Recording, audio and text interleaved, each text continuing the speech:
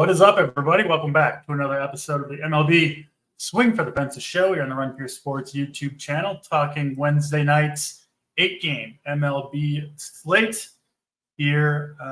Not as usual, but here today with Mr. Steve Boyden running the back from yesterday. And Steve, are you done licking your wounds from our Cincinnati Reds failing us and apparently failing the people too? You know, we usually get some hype boys in the chat saying, "Oh, let's go, time to ship." Not a lot of comments in the chat today. Maybe some other people licking their wounds as well. How you doing on this Wednesday afternoon? The way that first inning started, I think I texted you with the back-to-back balls to the wall, possibly over the wall. Freeman catches both of them.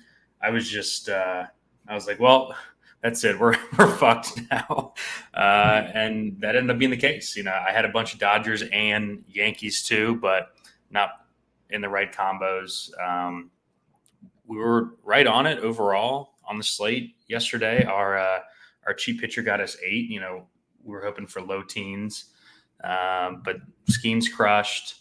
Wheeler, 7 innings, 1 run. Just kind of a frustrating slate to not have the Reds get there. You could tell that it was the right spot. You know, they're hitting the ball hard. It just didn't happen. And then also am thankful that the Twins are not on this main slate because I probably would not have played them tonight. And they've got 17 runs in the 8th inning.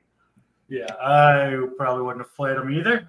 They absolutely smashed this slate. There's a rain delay, and then they came back out and just kept on hitting 17-8 in Minneapolis tonight. Pretty crazy game there. And yeah, I mean, this isn't a bad beat story show. I think we do very little of that. But like you said, that first inning for the Reds, I think it started with a Friedel single. And I'm like, all right, here we go. Off to the races. I think he took off stealing on a couple of the first pitches of the Ellie De La Cruz at bat, but they were like foul balls, so he gets sent back to first.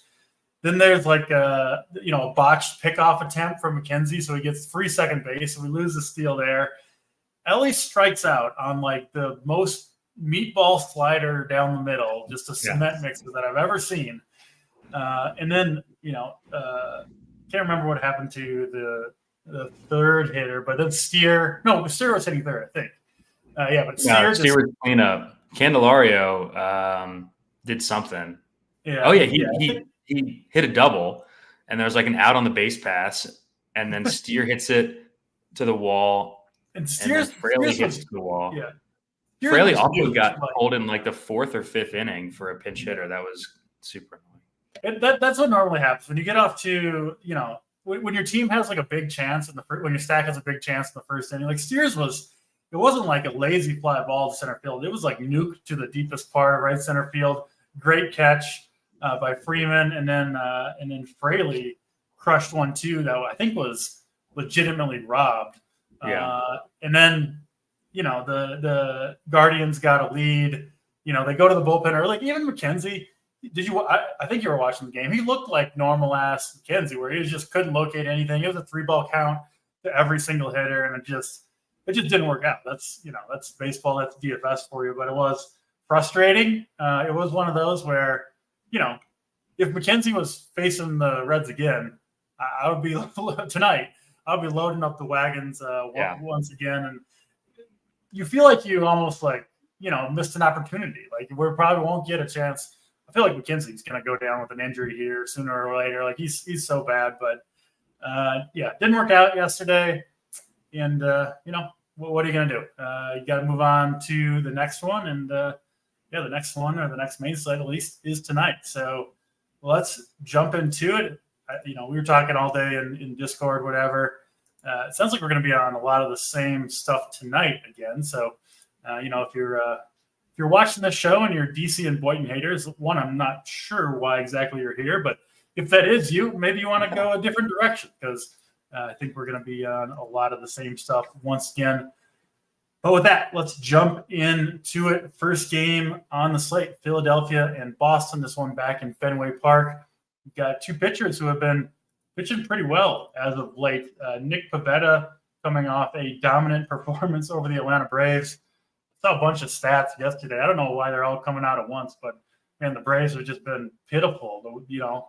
Just one of the very worst offenses in baseball. We don't need to get into the Braves. They're not on the slate, but Pivetta owned him, as many pitchers have. He's looked good. Velocity's been back up. He just had that one hiccup against Milwaukee, which that seems to be like a familiar theme when you like talk about starting pitchers. Like, oh, they're pitching well, but Milwaukee got him. Pivetta has looked good this year. Picked off where he left off late last season. You don't love the matchup here, of course, against a pretty tough Phillies squad. They are down Trey Turner. They're down JT Realmuto, so it's not quite the juggernaut offense. Brandon Marsh also out of the lineup, so they do have a few injuries that makes the lineup or the matchup slightly better for Pivetta. 9,300 for him, I still think is a little steep, but I think you can make the case for him. It is kind of a tough pitching slate, in my opinion. And then Christopher Sanchez pitching for the Phillies, like all the Phillies pitchers, has been really pretty strong this year. He's not, a super elite strikeout arm. He's kind of more of a ground ball guy. I'd say he's, kind of a Ranger Suarez light to some extent, sinker baller, but he's pitched really well. And this matchup against Boston, I think it sets up really well for Sanchez, who has allowed like almost no damage to left-handed hitting at all. And, that's mainly the main bats you fear in this lineup right now are Jarren Duran, Rafael Devers, Tyler O'Neill's in there to some extent, but he's been pretty cold since April. And in the bottom half of this lineup just has a ton of strikeouts. We were talking, Bobby Dahlbeck hitting 7th has a 50, that's 5-0 strikeout percentage against lefties over the last couple of years, just absolutely crazy. So I think the strikeouts could be there more so than usual for Sanchez in this one. And I think some of the bigger threats from the Red Sox aren't all that threatening to him in Devers and Duran. So I really, really like Sanchez here. Some interest in Pivetta, and probably not a whole ton of bats for me. I do think Schwarber and Harper make some sense. Lefty power against Pivetta has played pretty well in general against him over his career. So pretty straightforward game to me, but where do you stand, Steve? Philadelphia and Boston.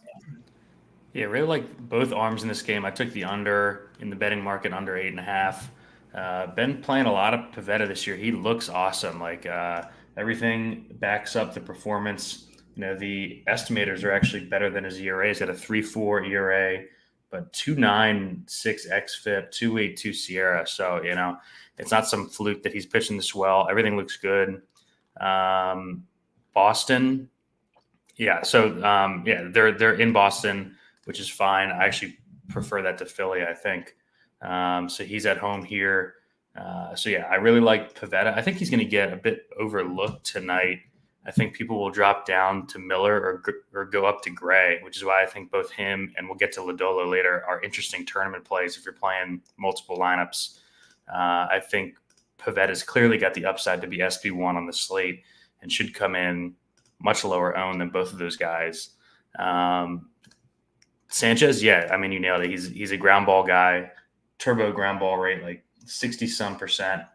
Has pitched well this season, gives up hits, but the ground balls just help him get out of jams, and he doesn't really walk anyone. So, I really like both arms here. I'm not really on any bats. I will say with Realmuto hurt, the Phillies do have a free catcher. We talked about that yesterday. Finding these free bats can sometimes be helpful. So be mindful of that if you need a free catcher. It's a weak position anyways. So, I'm on both arms here. I like Pivetta more if I had to pick one, just because I think his upside is SB1 on the slate, and I'm not sure that Sanchez has that. Both arms here and no bats. Yeah, we agree on most of that. I do have Sanchez ahead of Pivetta. We'll see where ownership shakes out. SaberSim has both these guys, somewhere between 10 and 20% owned. I think that'll probably prove true. It won't be far off if that's not true. And, if Sanchez really does come in around 15%, I think he might be my favorite pitcher on this slate once you factor in price and ownership. So I'll have a bunch of Sanchez. I think he's in play on both sites, and definitely one of, if not my favorite pitcher on the entire slate. That's Christopher Sanchez for the Philadelphia Phillies. All right. Unfortunately, the Reds are back on the slate tonight. A tougher matchup, not a horrible matchup against Tanner Bybee. I'm kind of the opinion he's a little bit overrated, but obviously a pretty decent pitcher. And yeah, this Reds team, I feel like I don't think I'm going to play them tonight too much, but it does feel like they'll probably nuke if we don't play them at all, and really punish us after getting us last night already. Tanner Bybee 8,800. I think you'll see some ownership on Tanner Bybee. Yeah, seeing maybe 25% on him. So pretty highly owned, maybe the third or fourth highest guy on this slate. I'm probably not going to it. You mentioned Nick Lodolo in passing as a GPP play. I'm with you. I think he is pretty much always in play in GPPs. If he's not going to be owned, he won't be very highly owned here, and maybe 20%. So, not unowned, but yeah, super talented arm, can strike out really anybody. And, we talk about pitchers like this. They've got the stuff to mow through any lineup when they're on their game. It is a tough matchup, I think, at least in terms of DFS. You talked about not playing pitchers against the Padres anymore. I don't really play pitchers against the Guardians either. Just a contact-oriented team, especially the top of the lineup. And obviously a kind of a tough place to pitch in Cincinnati as well with the home run tendencies of that park. Throwing the price tag of 9,600 and, not super high ownership, but it's not like he's unowned on this slate. And I'm probably going to go in a different direction than Lodolo. I think you have more interest in him than I do. But, talk to me about Guardians and Reds here.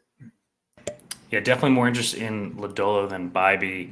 I just kind of feel like Bybee always goes over-owned. Now, he has been pitching well of late, but the price is back up to near 9K. I think it was that Washington start that he was like uber chalk. That was pretty annoying. But yeah, in Cincy, seems like a really bad spot for him. And then Lodolo is only 800 more. I think he comes in way, way lower owned. I was not on the show Friday, but wrote him up in the playbook Friday. Basically exactly what you said. Like, I'm fine playing Lodolo in any spot, as part of, say I'm playing 20 or 150. I think this is a guy that, as long as he's low owned, I just want to be over the field on him because he does have the upside in any start. In a spot like this, am I using him in single entry or something like that? No, but the upside just can't be ignored here. So yeah, I'm there. And then bats against Bybee, I don't have a ton of interest here. I was pretty surprised, DC, like how early they pinch hit yesterday. That really scared me for using the Reds moving forward. I did not think that Fraley would come out of the game super early for Fairchild in like a big spot. That's just not something that you want to see when you're spending 4,500 on a 5-hole guy. So I think it's wait and see here on the Reds, despite it being in such an awesome park for hitters. It feels weird not having any in my pool. Yeah, I'm honestly a little bit nervous that they're gonna really punish us tonight. It obviously shouldn't really have any effect on how you're playing, and it's not for me. But it is extra tilting for sure when they go off the day after you played them. So you just got to accept it. I do think Bybee is a way better pitcher than McKenzie. The pinch hitting thing, just watching the whole game, obviously, I wasn't that surprised that they did it. I kind of saw it coming when it happened. It was just one of those, they were down in the game and they needed a big hit. A lefty came in. And so it just didn't surprise me that they did. It's just sometimes, you see this with the Twins too. Like, if the Reds had been going off, that wouldn't have happened, right? They would have kept those guys in there and let them play, right. and maybe a lefty wouldn't have came in that big situation. But it was just a situation with kind of everything for maybe our I was more tilted because we should have already had 14 from Fraley and instead he had 0. Yeah. Maybe that was it. Yeah, is what it is. But it is possible. I mean, you saw yesterday that obviously they did it yesterday. It could happen again. They are running out the exact same lineup that they did yesterday, which makes me even more nervous for whatever reason. So yeah, that's Cincinnati and Cleveland. Neither of us going to a ton of bats there, it doesn't sound like, but Yeah, won't be surprised if the Reds do us dirty 2 nights in a row and end up getting there against Tanner Bybee. Yeah. Let's get to the next game, though, a game that I know we're both going to be interested in for bats. It is the New York Mets and Miami Marlins. This one in New York. Really good hitting conditions in New York. We've got 2 lefties on the hill, Braxton Garrett, David Peterson. But yeah, 75, 80 degrees. Winds out to left field, humidity as well, which of course helps the ball fly. Braxton Garrett is an okay pitcher, but one who does get barreled up pretty well by right-handed bats in general. Makes sense, kind of a soft tossing lefty. And then David Peterson, who honestly both these guys' pitching style is somewhat similar. I do think this matchup, I definitely think this matchup is way better for Peterson than it is for Garrett. Peterson coming in at 6,300. Love this matchup against the Marlins. Just a really light hitting squad. I think they are, or Peterson is a strong option. And then the Mets, I think, are in a prime spot, rolling out 8 right-handed bats, all of whom have a significant amount of power against Garrett, which is, I think, what you want against him. He doesn't really walk any right-handed bats, or at least he hasn't, and doesn't strike out that many either. He'll kind of challenge these guys. And the Mets have been barreling up lefties really better than anybody, or almost anybody, over the last few weeks, over the last, whatever time period you want to look at. They've been swinging the bats really, really well. Just got distracted by a Jordan Alvarez home run there. Pulled a man going and had the sports on the TV. But yeah, I like the Mets all the way around. Peterson, one of my favorite pitchers on this slate, and the Mets stack is right up there for me. Where do you stand, Steve, on Mets and Marlins? Yeah, Mets, like you said, have been smashing left-handed pitching. All the stats look great lately, like you said. Garrett just going to be a talented but volatile arm where we've seen it multiple times already. Like, games can just get away from him quick, right? And that's what you want to see when you 5-man a team. I think if I had to pick one, like between Peterson or playing the Mets stack, I think the Mets stack is my preferred spot in this game. It just looks like they're going to be super low owned, and I don't understand why. Like you said, it's good hitting weather. This is probably about as good of a lineup they could put out all season against lefties, especially if they have Alvarez back. We were talking. There is some concern with him coming off the thumb injury with the pop, but still, it's better than having Tomas Nido in there hitting 8th. So, have a ton of interest in the Mets here. Love that Bader's hitting 2nd. Marte's been hot. Alonso has really come around after a super slow start to the season. He's had a good couple of weeks too. So, I think my least favorite is probably Taylor in this lineup, and obviously McNeil. But I'll be 5-man in the Mets plenty. And then Peterson, really like the spot. I'm a bit concerned that he ends up like the highest owned pitcher on the slate just because the spot is so good and he's so cheap. But, how owned did Diaz end up being yesterday? I had all red, so I was kind of checked out of the slate by that. I didn't even check how owned he was. I'll pull up how much he was in the 121 while you're talking next. I ended up locking him and Skeens in my 20 lineups. So, and I played 5 reds on my main, so I was kind of there with you. Let me see right here. In the 121 last night, Diaz was 38.5% up. Wow, that's higher than I thought it was going to be. Me too. But yeah, Peterson, I think, is going to be 30+ in this spot, which gives me a bit of pause because, he's not a slam dunk play, but the projection's just so good. I think that he's viable for a main lineup, and I'll probably be about the field on him in my 20. I worry less about the ownership for cheap players, pitchers, really almost every sport, right? Like even in NBA, you see it. You get a super cheap chalk guys. They're going to get there. It's less so, of course, for baseball. There's no such thing as a lock, but yeah, I'm not as worried about the ownership. I'm still going to play plenty of Peterson. Pinch hit risk for the Mets. You and I talked about this privately earlier. We both think Tyrone Taylor is by far the biggest risk. If the game is close, and it'll be a right-hander that comes in, of course, with all the righties in the Mets lineup, and he would almost certainly be pinch hit for Brandon Nimmo in that situation. If it's a close game, if it's a big spot, whatever. If the Mets do what we hope they do and they're up in this game, I think there's a decent chance they just give Nimmo the day off, right? He plays almost every day. Just give him a break, and maybe Tyrone Taylor plays the whole game in that scenario. Other than him, though, I don't really see much pinch hit risk at all. What about you? Nah, I think it's just Taylor here. I'm going to be including everyone. I bumped down Taylor and I bumped down McNeil. I give big bumps to Vientos, Marte, and Alonso in this spot. Yeah, Lindor is my favorite of the group, but I'm in on all the Mets. Initially, I was going to remove Taylor and McNeil from my Mets stacks, which I am going to make a lot of. But we talk about this too. Second base is so bad today, one of the worst for an 8-game slate. It's like one of the worst. Catcher is sometimes awful. You rarely see like a normal position be quite this bad. That was enough for me to leave McNeil in there. But he is probably my least favorite, I think, and then followed by Taylor's my least favorite. McNeil second least, and then everybody else I think is a really strong play.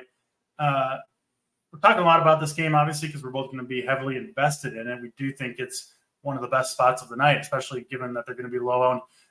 And any concern about the low team total for the Mets? I mean, it's sitting at like 4.1 for a spot that we genuinely like, right? It's not just about the ownership or anything like that. Any insight or what's going on with that? I mean, it's good hitting weather. Marlins do have some decent right-handed arms out of the pen, but no one that I'm really scared of. Any insight on why it doesn't seem like the market's buying into the Mets? Yeah, I just think like the Mets at home never get team totals above or much higher than 4.5. And the people do respect Garrett, especially the betting market does. His advanced numbers are pretty good, but the wind's blowing out here. It's not like it's super hot. It's in the 70s. My first bet of the day was the team total over at 3.5. It was like minus 125, something like that. But that's kind of what the Reds were last night. Is their team total was lower than we thought it should have been. It was like 4.7. It was like 4.7. I took the over, and of course didn't get there. I will say Sabre, their simulations have the Mets team total higher than the market does, which I always like to see. Yeah, and I mentioned this previously, but if you just look at what the Mets are doing against left-handed pitching, like these numbers jump off the charts. They are barreling, hard hits galore. I genuinely think it is a really good spot for the New York Mets bats here, and David Peterson too. And you know what? Honestly, on a $6,300 pitcher, we don't talk about this much, but the win correlation you get stacking them up with Mets bats, that 4 points goes a long way. Not necessarily on an 11K pitcher, but on a $6,300 pitcher where you're kind of hoping for 15, that's another 25% on top if the Mets go off and Peterson's able to secure the win. So I do like that a little bit of extra correlation that you get playing the two together as well. All right, next game on slate, Pittsburgh and St. Louis. Another good spot for bats here, at least on one side of it, actually only on one side of it. Sonny Gray pitching for St. Louis. Bailey Falter pitching for Pittsburgh. Falter, I don't know. I'll throw him in the Tristan McKenzie group of no way he should be surviving with the ERA and whip and everything else that he has. Did see some regression against the Dodgers, but still, wasn't horrible in that game. 6 strikeouts over 4 innings. But yeah, the underlying metrics for Falter look really bad. I think he is due for some major regression coming up. Good hitting weather in St. Louis. Hot, humid, wind blowing out to left field. You can play both sides of the plate against Bailey Falter. Left, righties, he kind of gives it up to both sides. So I kind of think these Cardinals lefties, guys like Burleson, Gorman, Donovan, are all a little bit sneaky. And then you've got, of course, guys like Goldschmidt, Arenado, who, at least historically, have killed left-handed pitching. So Cardinals make a lot of sense. I do suspect, given the team total approaching 5, that they will be one of the more popular teams.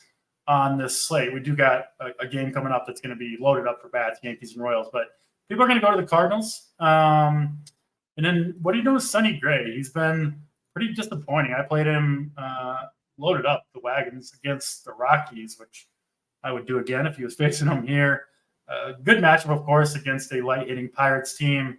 But any concern with Sonny Gray? I mean, he's been walking a ton of dudes. Hasn't been under 3 or under 2 walks in any of his last 5 games.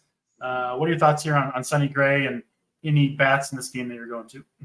Yeah, Gray got off to a hot start in that game too, and just like fell apart in the 5th inning. We had that game on. He got squeezed a bit, but yeah, I mean, he was still walking guys. I thought that he was pretty unlucky to have the outcome that he did in that Rockies game. I think it's a great bounce back spot here at home against Pittsburgh, who's been pretty terrible, and they've been striking out a ton. 3rd highest strikeout rate over the last month against right-handed pitching. Do like the Cardinals more against right-handers, but like you said, Falter gives it up to both sides. I'm not scared to play them here, and he's a pretty heavy fly ball pitcher too. So I don't play the Cardinals much, but they're definitely in play here.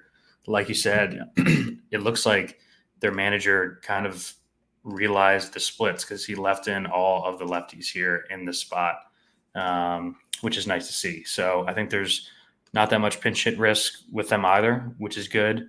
So yeah, I'd have the Cardinals here. I think that they're viable for 5-mans. Even a main lineup, I think, would be interesting with the 5-man Cardinals. I think they'll be a bit different because so much ownership is going to be in this Royals game. Yeah, Chalk Cardinals feels like one that won't work out, but yeah, I do like this game a ton for the Cardinals on paper. Nolan Gorman, we talked about how weak second base is. He is my favorite second baseman overall on the slate, despite the lefty-lefty matchup. And yeah, a good sign for what the Cardinals think of Bailey Falter, that they left guys like Gorman and Burleson in the lineup. Still possible they would be pinch hit for if another lefty comes in, but most likely they'll get to play the whole game in this one, starting against the lefty starter, obviously.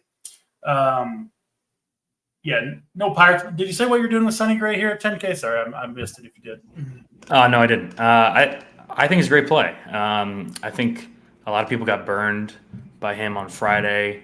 I think he should be high around here than he is. I think most everyone's going to play Miller. They're going to play a ton of Peterson. I think Bybee will be the 3rd highest. I think Gray, I don't know, his projection isn't really running away with it at 10K. But I think it's a perfect bounce back spot. I think he pitches really well here. Yeah, I really have nothing more to add. Just the price tag is the only thing scaring me off, and I do like some cheaper pitchers, but he does. I would expect him to be very solid. Sonny Gray, we're talking about there. All right, we get to the big hitting game of the slate. Kansas City and the New York Yankees. This park plays very hitter friendly when you get weather like this. 90 degrees, 40% humidity, winds blowing out to left field in Kansas City. The Royals going to roll out Daniel Altavilla. Looks like he's going to open this game. And then Mr. Daniel Lynch, the 4th, is scheduled to pitch the bulk of the innings.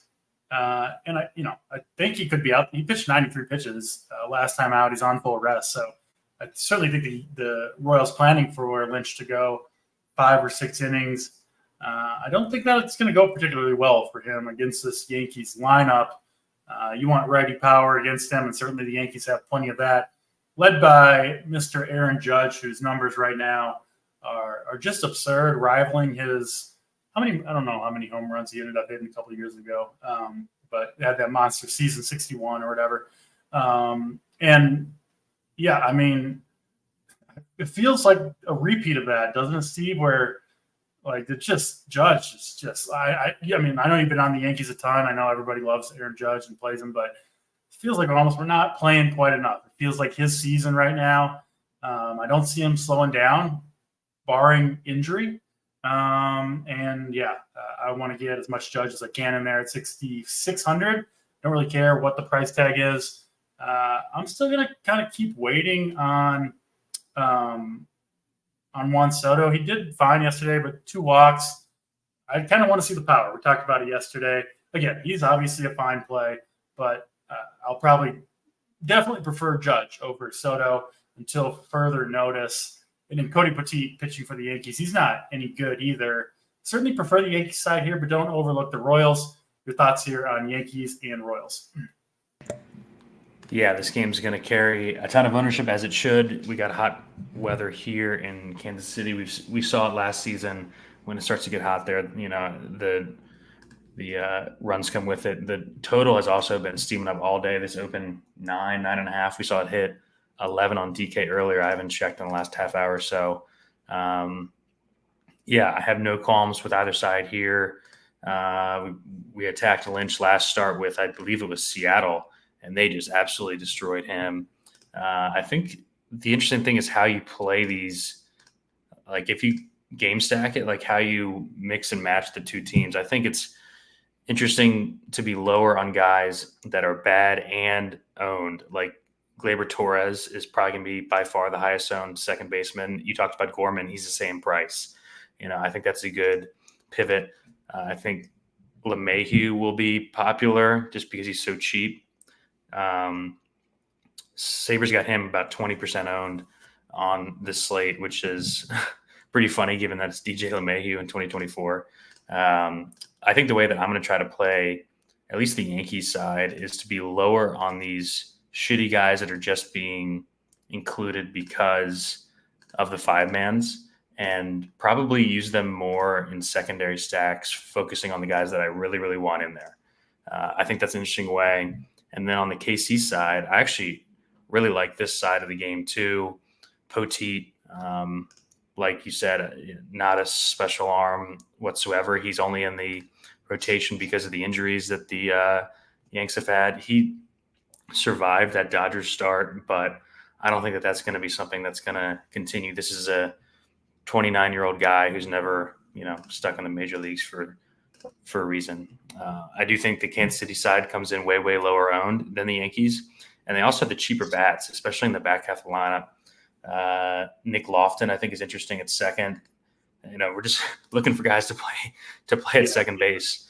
I think like he's the cheap guy that I would include him in for me, and I think are interesting to pair with like a Witt, Vinny, Michael Garcia, something like that. So really like both sides. Obviously, this by far has the highest game total on the slate.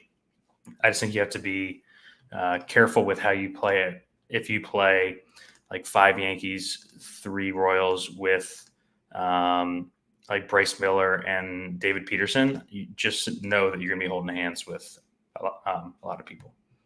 Yeah, just real quick, I've talked about this before, but I talked about I think Judge is arguably underowned on most slates. I think the same thing about Soto, injury scare aside.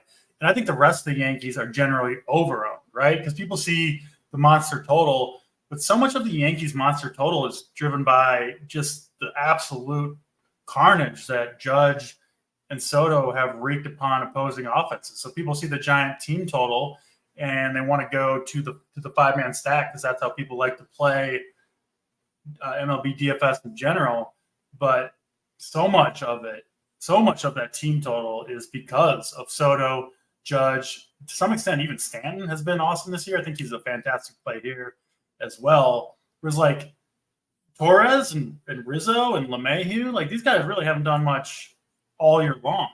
And we saw that with the Braves early on, where if you just looked up their numbers, they were still okay because Ozuna was the best hitter in the major leagues for the first month of the season, and he was kind of carrying the whole team. And I think that's kind of true for the Yankees right now. So I'm going to try to limit my exposure to the Yankees to the Yankees that are actually good, which is Soto, Judge, Stanton, to some extent Volpe. And I don't know. I mean, not that much else, right? I mean, the catchers are fine, but like, I'm not playing a chalk Rizzo or I do think it's interesting to play teams like this. So I do this a lot for road teams and cores. Is I'll play 3-mans and I'll be super focused on just the guys that I want, not jamming in a DJ LeMahieu just because I have to. But, if I get the 3-man of the Yankees with the guys that I want, more often than not, especially with a team like this, they're the ones doing the damage that you're going to need. And, you're playing a 5-man that's going to be low owned. Like if LeMahieu has a good game, he gets what, like 6 or 8, at 35% owned. You're just not giving up that much by playing someone else in the 5-man as opposed to playing him, Rizzo, guys like that, I think. 100%. Let's get to the West Coast. LA Angels, Arizona Diamondbacks. We saw the D-backs do some damage yesterday. No surprise there. Put up 9 runs. They get maybe much tougher is a little bit of a stretch, but a tougher matchup here than they did against Suarez. Against the righty Jose Soriano, a guy that we have been on from time to time, especially when he was cheaper at the beginning of the year. His price has come up a little bit, $7,500. I still think he's an okay play against this Diamondbacks team who are not nearly as good against right-handed pitching as they are against lefties. Soriano does have electric stuff. He does have a pretty good leash. They let him throw 80-plus pitches always pretty much, and then do let him to extend into the mid-90s if he's pitching well. So I do think Soriano, if you're looking to get off the chalk a little bit, does make some sense. Slade Ciccone will pitch for the D-backs. He's not really any good, I think it's fair to say about Ciccone. I don't love this Angels team, honestly, against right-handed pitching, so I don't think I'm going to end up on too many Angels here, or frankly, Diamondbacks either. Modest interest in Soriano. But yeah, just a game in general I'm not going to have a ton of. What about you? D-backs and Angels. Yeah, interesting spot here because I want to play Angels because Ciccone has been so gettable here. I will note both Taylor Ward and O'Hoppe got hurt in that game last night. And the only reason I know is they had both of them on my main team. It's a further kick to the balls after. Just to put me in the dirt, right? So we could see a watered down or a cheap Angels lineup here. I think it would have more interest, obviously, if those two guys were in there. I think the way I'll play this game is I'll play some Soriano. He's going to be completely unowned. And I'll have 10 to 15% of him. And then I'll probably play a couple of Angels secondary stacks.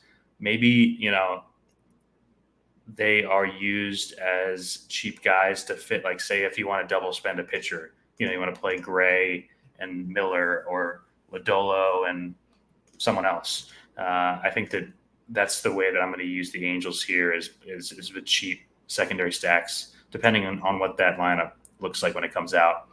The issue that I have with stacking up against Soriano, and I think people are going to do it here, especially with the Snakes coming off the huge game last night, is just so many ground balls. Like he's at least, I think he's 60% ground ball rate this season, doesn't give up much power. And all the estimators are good, like 3.85 xFIP, 3.86 expected ERA. He's a solid arm. So I think that people think that Soriano is worse than he actually is. And I'll be going away from the Snakes here personally. Yeah, we got the same approach to that one. Soriano, I wish he had kind of more upside than, he seemed like he should have more upside, but just doesn't put up big scores very much. You know who he reminds me of is the Miller from the Dodgers, where he's got like awesome stuff, but he should be striking out more. He's not that level of talent, but like that stuff that jumps out, but he doesn't miss as many bats as he should. Dustin May was like that. Dustin May too. Yeah. Good call there. All right, let's get to the last two games of the slate. Chicago White Sox, Seattle Mariners up next. Diaz didn't really get it done last night. He didn't kill you. But we go to Bryce Miller pitching for the Mariners. We mentioned it every time the Mariners pitch, but you kind of have to do your job properly on this show. The Mariners pitchers are crazy. They're splits home and away, and Bryce Miller leads the charge, averaging 24 DraftKings points per game at home and 9 on the road.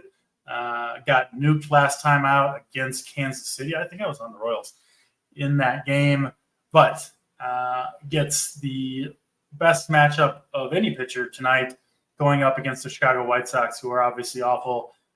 Diaz's minor disappointment aside. And yeah, I mean, Bryce Miller, 9K. I'm really on 3 pitchers tonight, Steve. One is Bryce Miller here, Christopher Sanchez, and then who's the last guy? Peterson? David Peterson. Yeah, David Peterson. Those are the 3 guys I'm looking at. Looking at that start against Kansas City, I don't really see anything to be concerned about going forward. Got a lot of ground balls too, Yeah, I will say he has had some pretty good matchups in general at home. I mean, his last 3, actually one is against Houston, but the Angels, Oakland before that, the Braves, he shoved down, of course.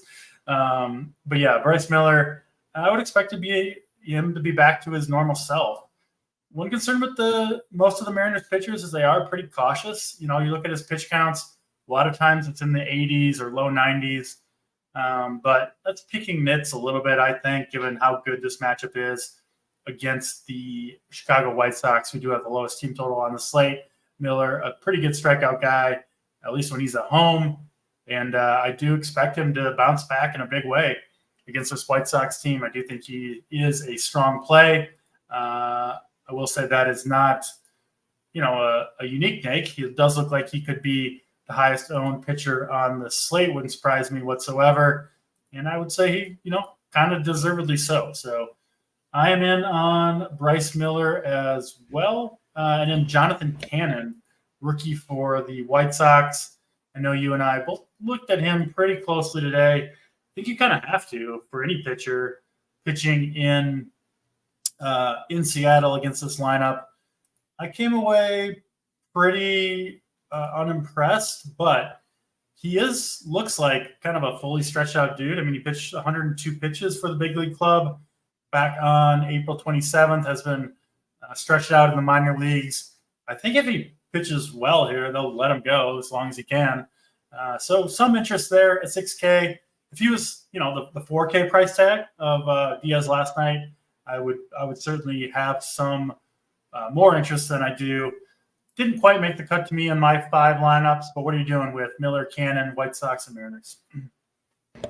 Yeah, I think Miller is my favorite pitcher on the slate. Like you said, he's just been so good at home. I think he's the safest to have a good game, right, in that range. Yes. Pivetta could have an awesome game, but it's a way tougher matchup. Lodolo could have an awesome game, but it's a tough spot. Gray, has the heat. I think Miller is the safe click up top for sure. Yeah. And then on the other side, I'm going to have some Cannon probably right around the field, but I think that the Seattle bats here are interesting too. This is a guy who has not pitched much in the major leagues, has not had any success up here, has gotten hit around at his last 2 stops in the minors too. 5.77 in AA last year, a 5.5 ERA in AAA this season. Gave up a ton of power last year in the minor leagues. And that's the one thing that Seattle has. They strike out a lot. But they do have that power. You saw it on the, I think it was the Monday slate where, they hit a bunch of bombs late. They can kind of stack it on you there. And if, this is a smaller slate with not that many good team totals here, DC. So I think that Seattle, if they put up 5 or 6 runs, could easily be in the optimal if that Kansas City game busts. There aren't that many other great spots, which is kind of why we like the Mets too. Like on a 12-game slate, we probably wouldn't be as in on a team with a 4-team total, but it's an 8-game slate with a bunch of super low team totals here. So I think Seattle's sneaky in this spot. I don't think anyone's going to click them. And if it goes bad for Cannon, the bullpen's awful behind him too. So I think Seattle's going to be that last team that I 5-man in this spot. Yeah. Surprised they have, such a higher team total than the Mets, but obviously it's, the difference between Cannon and Braxton Garrett, I would say, is the reason why, which makes sense. But yeah, I do prefer the Mets side of that. If we're talking kind of low-owned stacks, that's the direction I'm leaning. Let's get to the last game of the night. Texas Rangers, the LA Dodgers. Dodgers broke the slate late last night with it seemed like everybody in the heart of their order went yard. I had a chance in the flagship tournament late with the Ohtani bomb until everyone else didn't hit a home run too. I kind of had Ohtani one off there, so was knocked out quickly from the top 10. But yeah, good spot for the Dodgers. It's somewhat of a bullpen game for the Texas Rangers, something that maybe people are overlooking a little bit because John Gray is or has been at least a traditional starter. They used him out of the bullpen though back on June 8th, so he's on 3 days rest, right? And this one not full rest for John Gray, which means I don't know what 40 or 50 pitches maybe. I don't know what his over-under on outs was. I didn't check that today. He's pitched really well this year, but I don't fear playing the Dodgers against John Gray. And then it's going to be obviously, I think, probably 5 or 6 innings of bullpen from the Rangers after that. And they've got a pretty rough bullpen. So this could be another spot where we see the Dodgers go crazy. They got a modest team total here, kind of surprising to me. And yeah, I think the Dodgers are a good way to go. Obviously expensive. They'll be low owned, I think, because people are spending up on Judge and Soto, not Ohtani and Freeman, I think in general. So yeah, the Dodgers certainly very interesting. Where do you stand? And then Walker Buehler, I should have mentioned, pitching for the Dodgers. I don't have a ton of interest in Walker Buehler. I'm just not a huge believer in his right now. But I don't think he's the worst play by any means. But where do you stand, Dodgers and Rangers? Yeah, we kind of talked about it. I think in his last start, he's kind of priced like he's the Walker Buehler of old, and he's done nothing to show us that that's the case. So I'm not going to play him until his price drops more. It's a decent spot here at home as a big favorite. We got on a lot more Dodgers last night once we got the Seattle news that helped the night since the Reds kind of screwed us. So yeah, I think you can go right back. We talked about how awesome this team's offense has been, especially at home in that park. An underrated part of the ass kicking last night was the Rangers, had to go to the bullpen early, so their bullpen's at least a bit taxed here. I'm surprised that the Dodgers team total isn't higher. While you were talking, I was checking the sportsbook stuff on Gray. There's no outs prop, but his K prop's 3.5. So they don't expect him to go more than 3-4 innings here. Yeah. So you're getting a bunch of the Texas bullpen, which is obviously nice.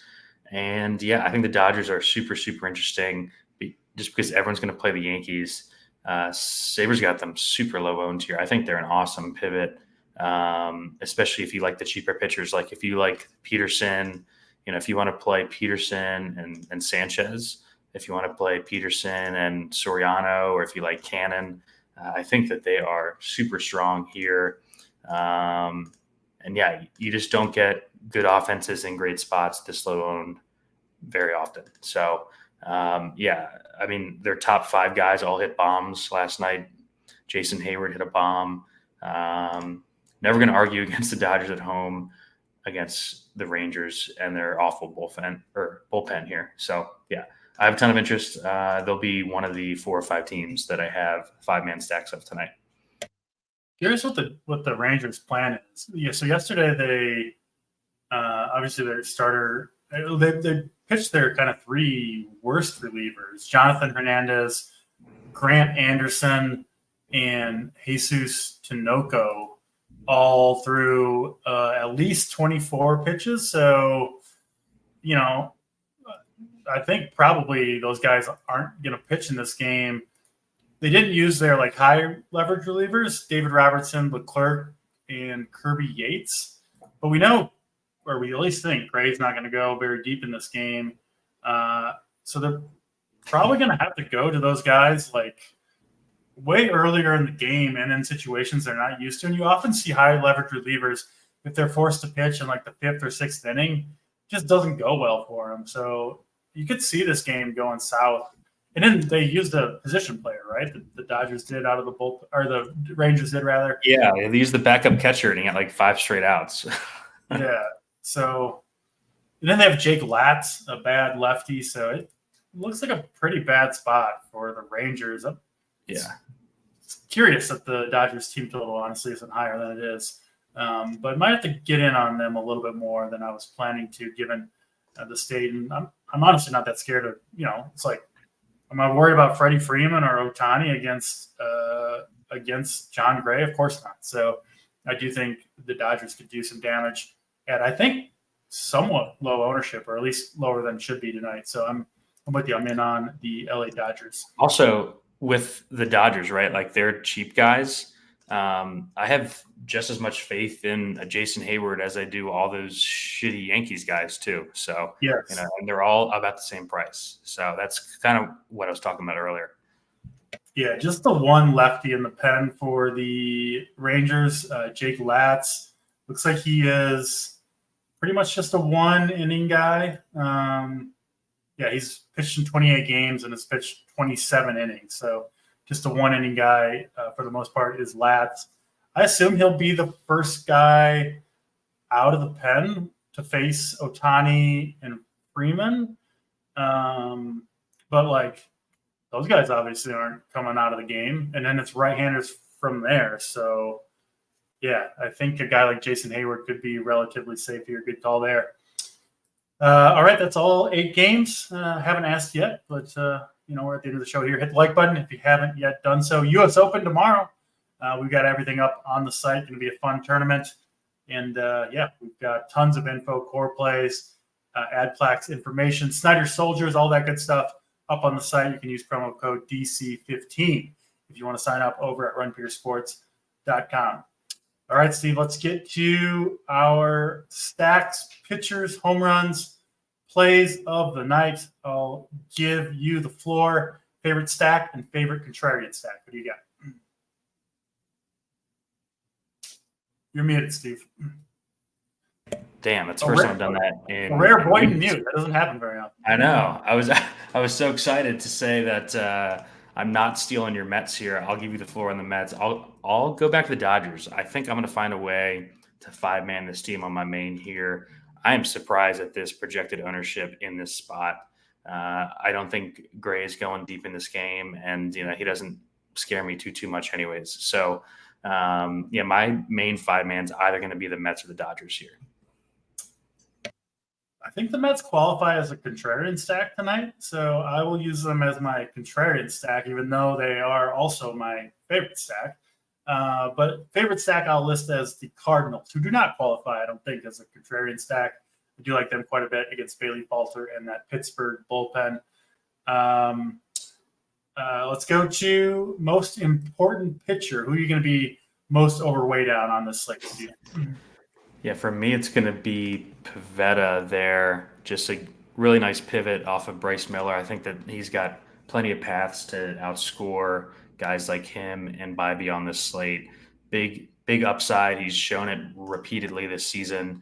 And the field just doesn't seem to be buying in on him being this type of pitcher. But, I mean, the upside's been there. He's got 8+ Ks in 4 of his last 5 outings. Just huge upside.